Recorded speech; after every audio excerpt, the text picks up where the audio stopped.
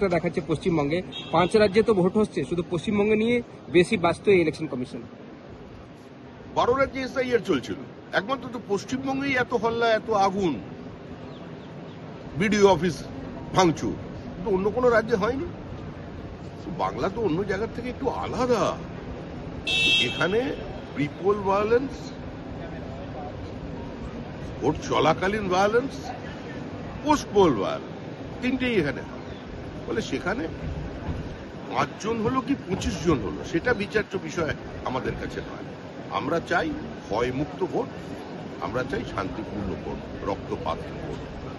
আর ওয়াকআউটের কথা বলছেন, পশ্চিমবঙ্গের মানুষই এখন তৃণমূলের কাছ থেকে ওয়াকআউট করে চলে গেছে, তৃণমূলীরাও তৃণমূলের থেকে ওয়াকআউট করে যাচ্ছে। ওরা আর এখানে ওয়াকআউট করে কি করবে?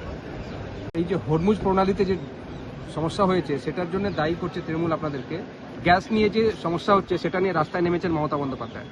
হরমুজ প্রণালীর সমস্যাকে কেন্দ্র করে যদি মমতা বন্দ্যোপাধ্যায় পশ্চিমবঙ্গের মানুষকে তরমুজ খাওয়াতে চেষ্টা করেন, তাহলে মানুষ কি খাবে? মমতা ব্যানার্জির গ্যাস আর লোকে খাবে না। পশ্চিমবঙ্গের মানুষ রাজনীতি সচেতন, শিক্ষিত, মূর্খ নয়। গরিব হতে পারে কিন্তু মূর্খ নয়। এই দেশের দুর্দিনে কোনো যদি সমস্যা তৈরি হয়, মানুষ পাশে থাকে, সমালোচনা করে না। দুদিনের মধ্যেই সমস্ত সমস্যা মিটে যাবে। তৃণমূলই নিজের সমস্যায় চলে গেছে, তার জন্যই মুখ্যমন্ত্রী রাস্তায়।